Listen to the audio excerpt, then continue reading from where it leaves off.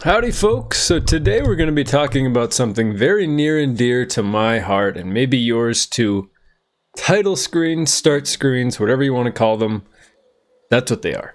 It's essentially the screen you see when you load up a game and you see press start button, whatever words they're going to use for it. Those are what I'm talking about today, and specifically I'm talking about how they've become a lost art. If you think back to some of the great games of old, I'm thinking The Legend of Zelda: Ocarina of Time, Super Mario 64, Banjo Kazooie, the Halo games, Gears of War. There are some really great games that had some awesome title screens that really allowed you to immediately be immersed in the world and get started on an awesome note. Whether it's the ability to be able to play with Mario's face and turn him around and make him look all goofy, whether it's Banjo Kazooie immediately playing music and then the gameplay happening in the background before you press start, whether it's something like Ocarina of Time where it literally feels like you're watching the adventure unfold as you're watching Link's horse ride across Hyrule Field, it immediately gets you in the right mood. And on top of that, what all of these games do so well is have some really cool music or some type of experience, whether it's what you're watching or listening to, that really gets you immersed in the world. Another recent example of this, I would say, is something like Elden Ring. Elden Ring has a very simple start screen. Nothing going on, there's really no movement at all on the screen, but what makes it so great, and I'm sure if you've played it you can remember this, is the music. When you're sitting there waiting on the start screen, it's sort of loading up, you hear it coming, it's building and building and building, and then finally it goes, and then you hear the da-na-na, you hear the music. And it just sounds awesome. You feel like you're about to embark on an epic adventure. And it really fits the game really well. Now, there are recent examples, and this is primarily what I'm talking about, of many games today where you're on a truly epic adventure, and the title screen, the start screen, just does not set you up for that expectation. It doesn't set you up for that journey. I'm thinking of a game particularly like Breath of the Wild as an example. So in Breath of the Wild, you start out, you're on the title screen, and basically it's just sort of moving art. It looks like concept art, and it's sort of shifting across as you're watching the title screen. Not much happens, and that's pretty much it. There's really no music even, and that is such a crucial part of what made Ocarina of Time, Wind Waker, Twilight Princess, prior Zelda games really awesome. And it seems like we've lost that in so many other games. So that's what I want to talk about today, and why I think it's so important to have a great title screen in your games. Now, I can't help but wonder if part of this is because people's attention spans aren't what they used to be. A lot of the times when we're starting up a game, we just want to press start and get it going. We just want to get that game started. We'll skip through all the stuff. Perhaps that's part of it. Perhaps they know people just want to get into a game. But even if it's something really simple, like Pokemon Gold even, where it's just Ho-Oh, a shadowy figure flying across the start screen, and there's sort of golden stars flying off of Ho-Oh. It really crafts and cultivates a sense of excitement and wonder in you, and all it needs to be is something simple like that. But most times nowadays, we don't even really have that. I want to make sure I point out the examples that are sort of the gold standard of the modern title screen. I'm thinking of games like Elden Ring, a different one that I've talked about, but simple yet effective with the use of music. Another game, The Witcher. Very cool stuff happening in the background. Geralt's actual location changes depending on if you have the DLC downloaded and other stuff like that. That is really cool and it's beautiful. There's stuff like the Batman series where Batman kind of moves as you navigate the start screen, and when you push a button to start the game, he moves to a different place. And it sort of feels like it's transitioning you into starting that journey. Red Dead Redemption 2, where it's just a beautiful vista. The scenery's awesome to look at. It doesn't quite have the most powerful impact, but it's still at least a preview into what the game is and how beautiful it is. Final Fantasy VII.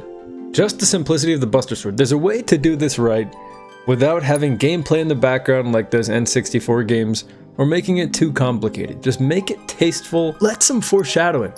Let something be in that title screen that leads us towards what's happening in the game. And I've talked about indie games recently, and I actually think some indie games are setting the standards for what modern title screens should be. I'm thinking about games like Stardew Valley. So with Stardew Valley, very simple, but the music sets in, it's peaceful, it's beautiful, you know what you're getting into. There's these flamingo-looking pink birds flying across the screen, and it just entices you into the world of Stardew Valley. It gets you excited, it gets you really feeling ready to play, ready to be cozy. Another game, Dredge, another indie game, where you're kind of looking at the lighthouse and you can kind of see the beautiful scenery, and again, the music is setting the tone. While at the same time, the actual words, Dredge, the title, are kind of glitching out in the corner, so you know something bad might be happening, something's wrong, there's something not quite perfect about this world you're in. Another game, Ori and the Blind Forest, just freaking beautiful to look at, leaves blowing in the wind. These title screens are perfectly capturing the tone of the game, and they kind of force you, because you want to, look at them and enjoy what you're seeing. That's the right way to do it. Now, when you have a bad title screen, what that can do with something like Breath of the Wild, it can really simmer down your excitement for what is actually a great game. And particularly with that game, a game full of creativity, excitement, random stuff happening, a dynamic world, the title screen is anything but. It sort of instantly tampers expectations. Not a lot, but just enough.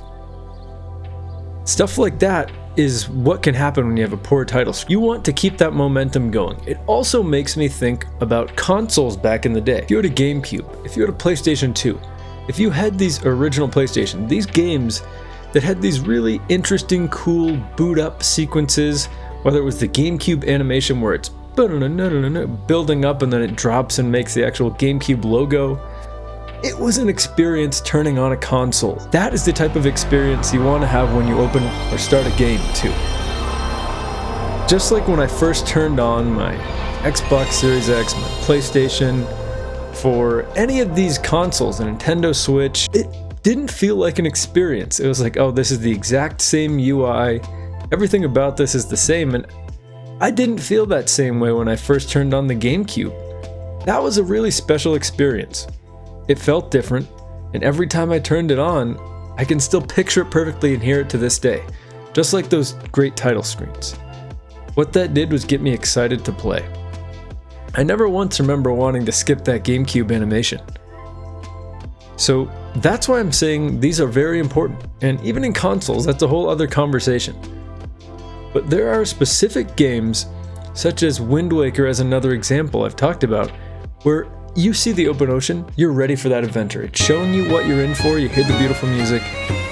You almost are so excited to start, it's hard to hit the press the start button. That's what we need, that's what we're missing. When the title screen is not that, it's just a transition. It's like, why is this even here? Why don't I just start playing the game? What is the point of this? There's a lot of lost arts when it comes to all of this. You could say the same thing for actual game case art, the instruction booklets, what the backside of the cover looks like on the insert. There are these things that were part of making an actual experience out of the entirety of the game that we have lost a little bit of. And part of that is the transition away from physical media. But that isn't the case when it comes to title screens and being creative with loading screens. There's all these different ways that they can actually make it interesting before we even start the game. I like what Baldur's Gate 3 does as an example of a way to keep it simple with a really modern game where you're not just relying on music like Skyrim or Elden Ring. Baldur's Gate 3, you start out, you're looking out over Baldur's Gate. It's a beautiful scene. It's nice to look at. You feel full of wonder and excitement, and it's just beautiful. Then, when you actually press the start button, you transition underground. You're in the Underdark. Then the music kicks in, and it's just so good. It's cinematic. That's the way to do it. Keep it simple, but get us excited at the same time. I don't know why this has gone by the wayside. I just think there's a lot of room to grow here.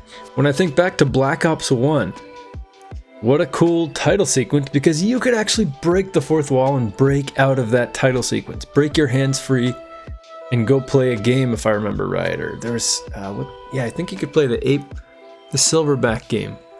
And that was awesome. That's the way to keep us interested. And that was just in a single player, mostly multiplayer shooter.